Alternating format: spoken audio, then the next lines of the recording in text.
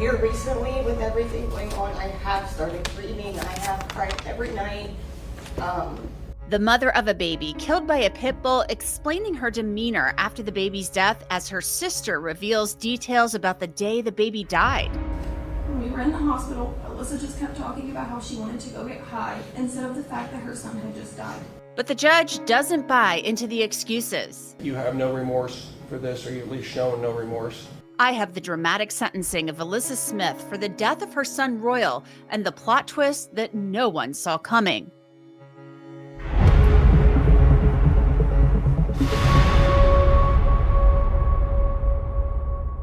Welcome to Crime Fix. I'm Angenette Levy.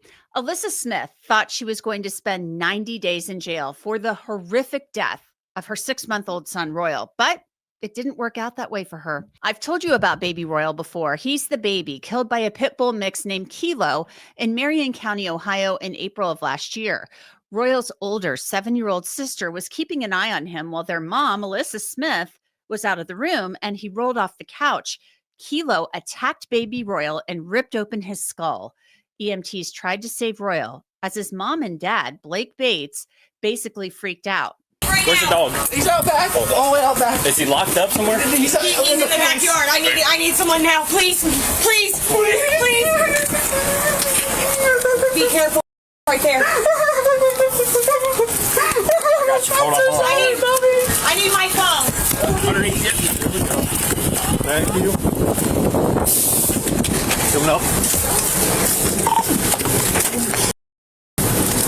Thank you.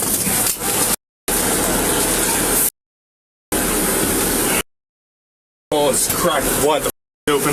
Let's someone get up front and drive. Calling your dad right now. Smith and Bates also briefly discussed Kilo. Take them inside.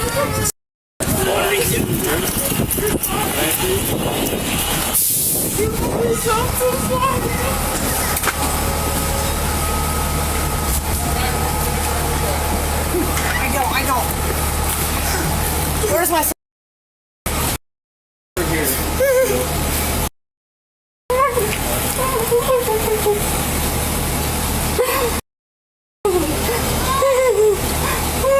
Stay here with Blakey. I'm calling your dad right now. Okay? Yes. Can I come in, please? Do you want them all Hey. in here? I'm sorry. I just wanted to. Do you have a car? I can take you out there. Oh yeah, I can take you if you don't have a car. Here, there. You just drive me in here, right? Okay. I'll take care of it.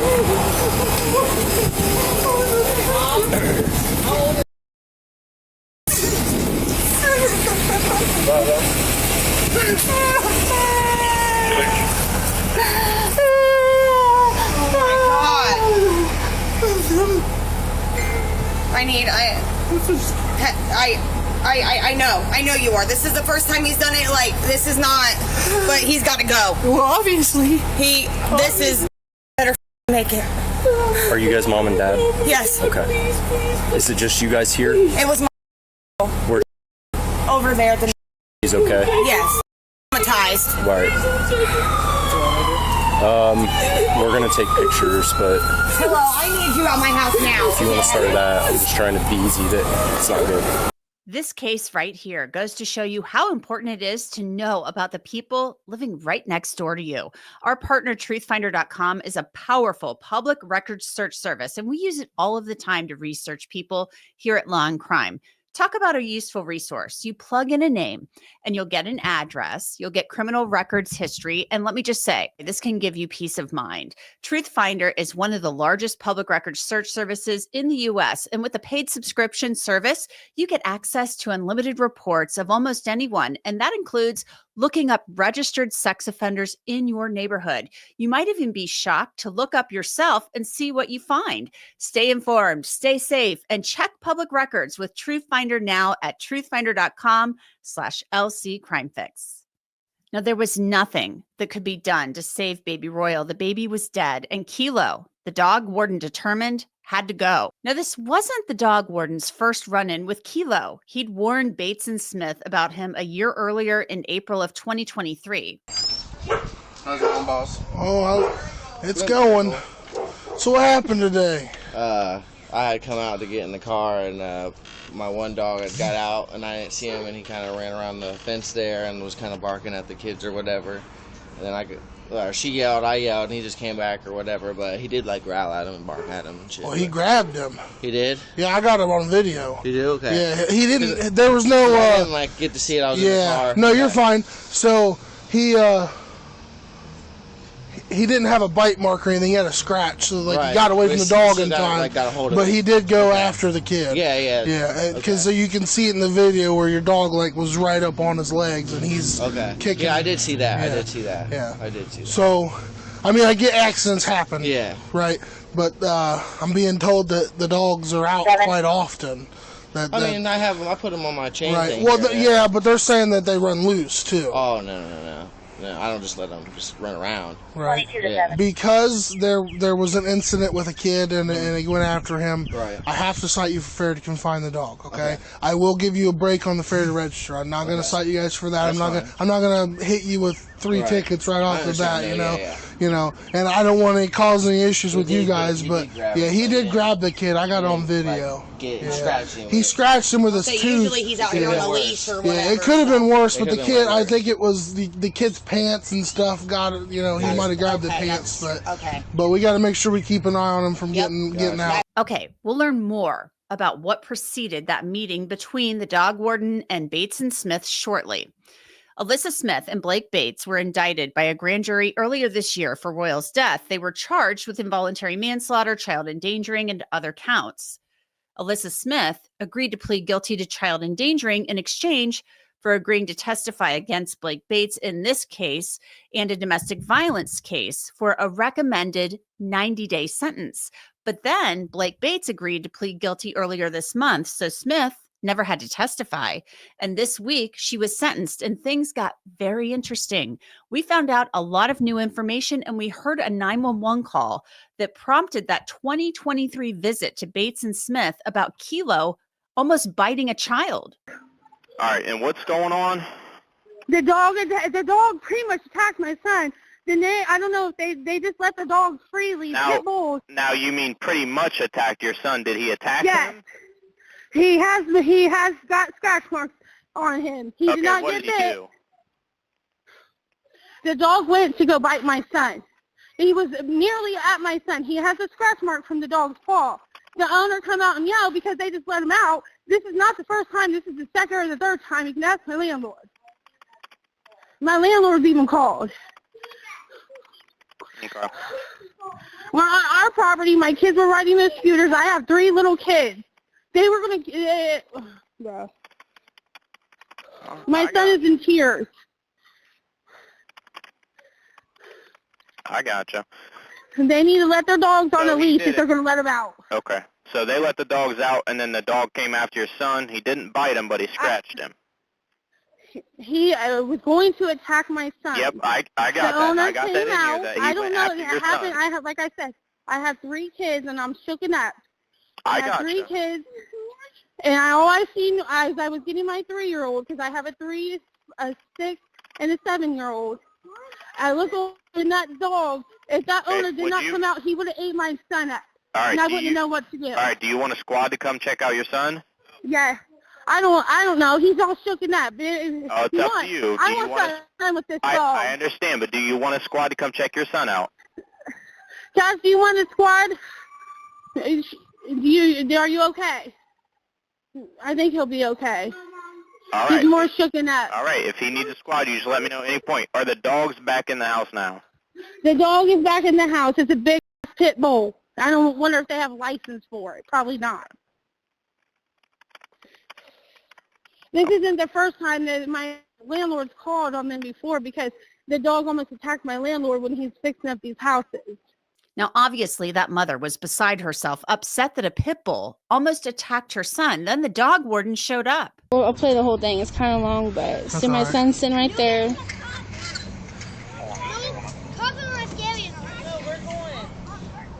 He lets him out the door to go to the bathroom, and the dog just darts You can see him letting him out the door if you look real closely. And you have to look real close in the back. The dog growls and goes to bite his leg. If he did he actually get bit or no? He did not get bit, but he did have a scratch on the back of here. Right. If he didn't have his jacket hanging the way he did, he would have got bit. Right. This isn't the first time this has happened. He's been looking for his dog. He's been over. Oh no, Chacon. No.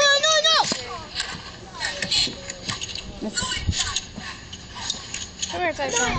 That's a gun. You That's don't just me touch yelling guns. at my kid. He's just playing with the rocks. I didn't want him playing with the rocks. How do you spell her name?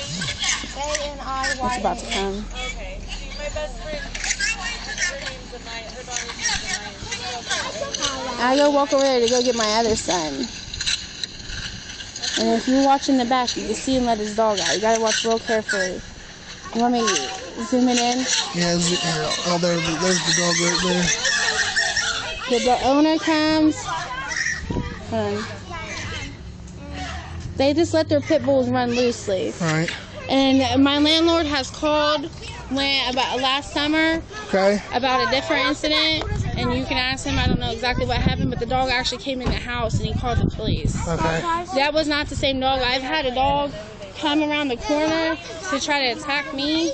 I didn't call the police because I'm like, oh, it's no big deal, whatever. Right. But when you're talking about my kids are sitting here on their property and these dogs are not being locked up or on a leash, there's a problem and they're aggressive. Right. So the judge got to see that video and the other videos I've played for you, and a detective revealed information that he learned about baby Royal's short life, starting with his birth. And what did you learn, if anything, about the condition of this baby Royal when born to the defendant with respect to whether there were any drugs of abuse in the baby's system? Yes, so during my investigation, I obtained medical records for the day Royal was treated at Marion General Hospital. Included in these medical records from the hospital, as is typical, is kind of patient's treatment history. In this case, it talks about prior immunizations, things like that of the child.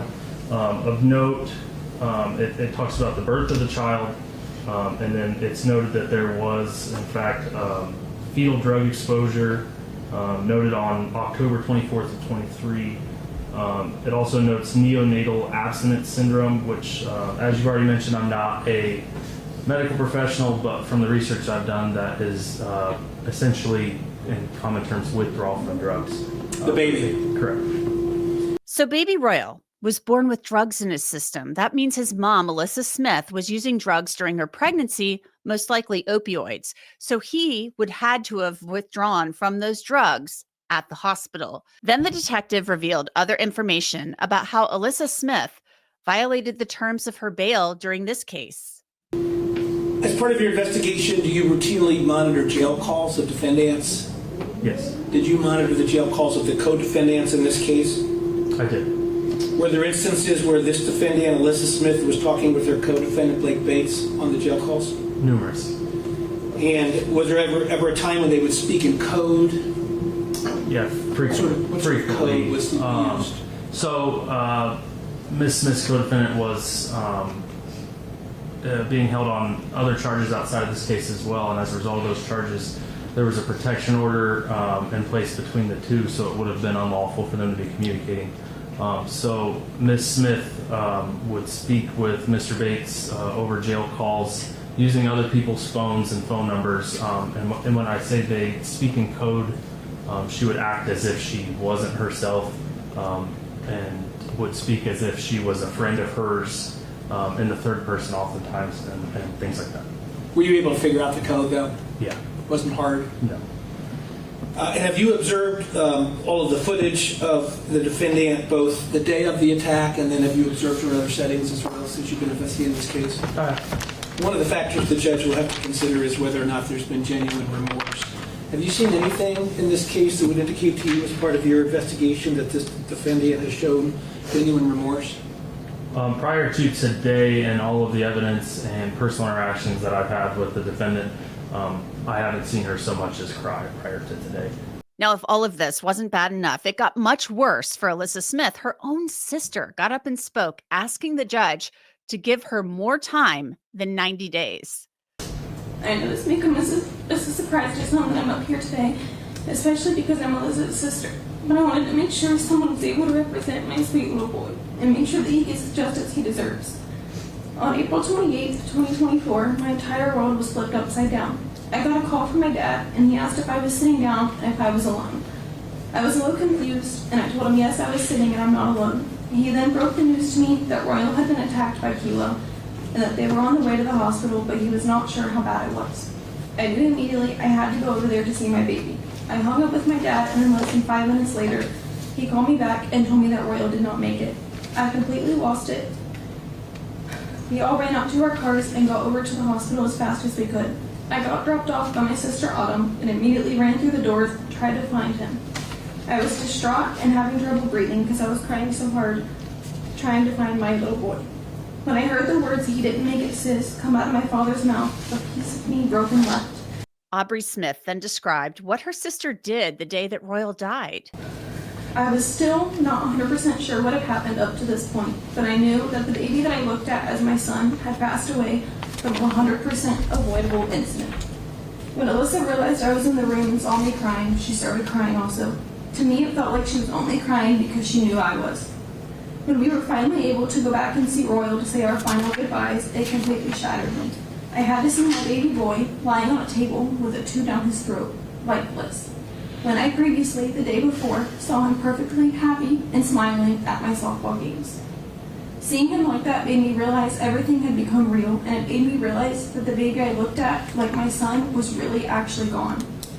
When we were in the hospital, Alyssa just kept talking about how she wanted to go get high instead of the fact that her son had just died.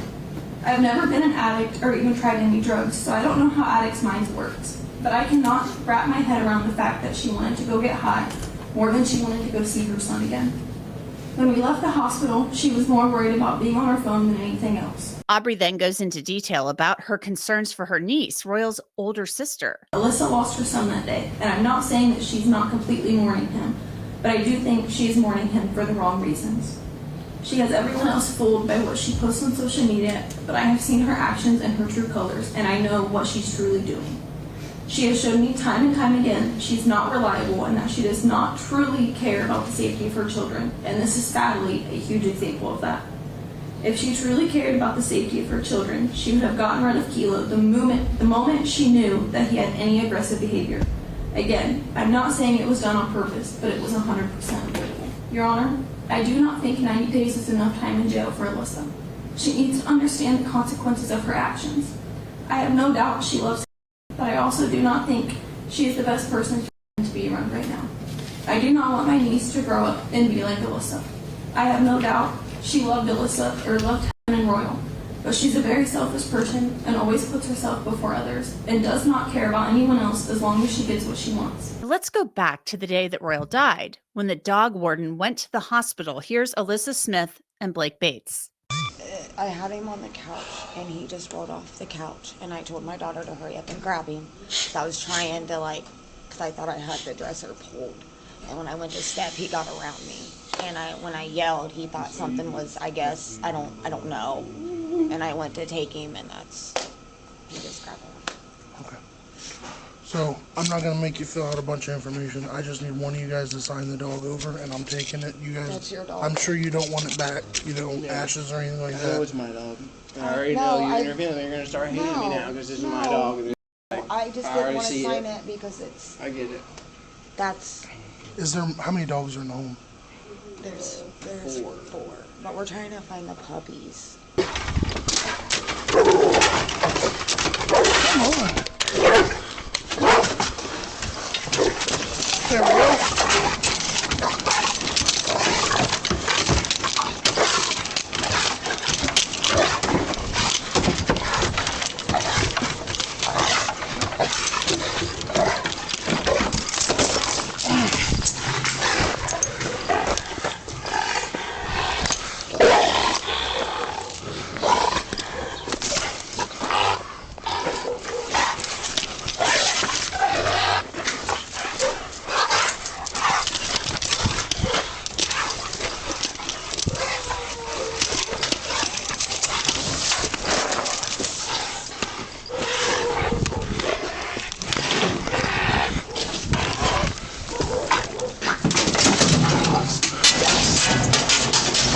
Then Alyssa Smith stood and explained her behavior. All I'm going to say is when everything happened, I was very, very in shock. I didn't know how to act. I didn't know how to go about it, and I still had to be okay for my daughter that witnessed it.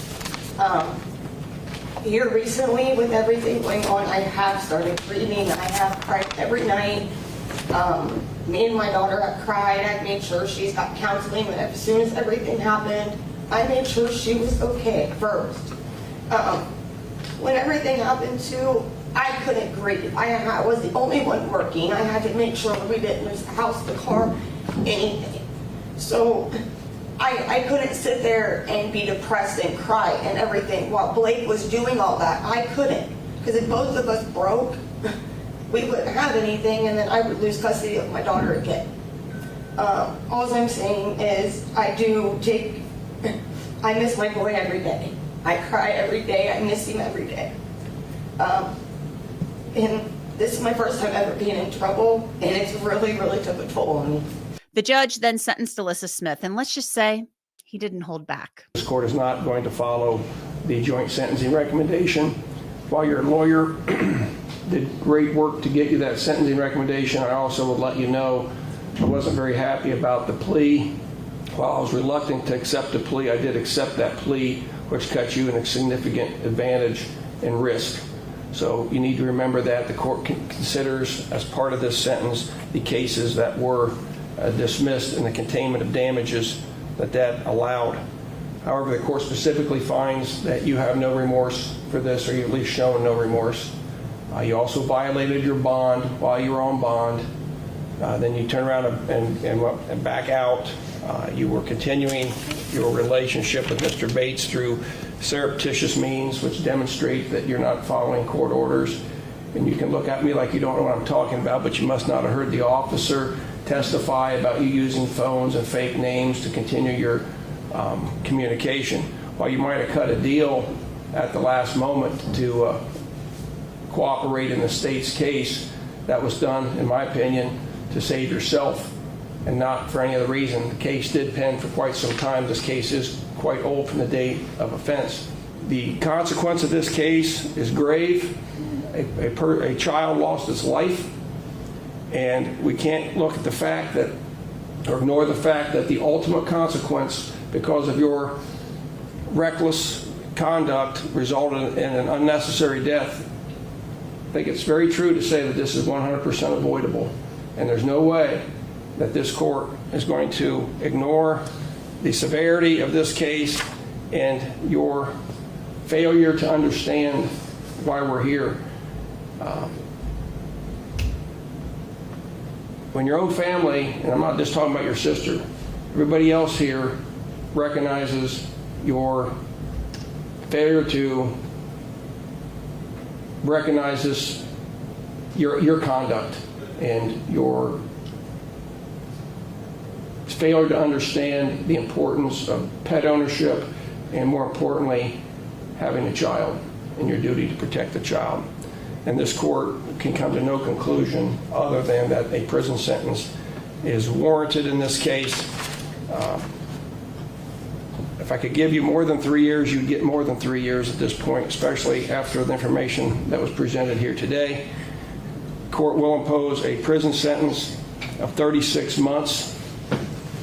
You are now what's subject to being sent to prison. Once you complete your prison sentence, you're subject to what is known as post-release controls in this case. Alyssa Smith will spend 2 years on probation after she's released. After serving 3 years in prison, the judge ordered that she cannot use drugs and she'll have to pay a fine. She is now in the Marion County Jail and will be transferred to a prison sometime soon. Blake Bates will be sentenced later this month, and given what happened with Alyssa Smith, Blake Bates could get a pretty hefty prison sentence, so stay tuned. That's it for this episode of Crime Fix. I'm Angenette Levy. Thanks so much for being with me. I'll see you back here next time.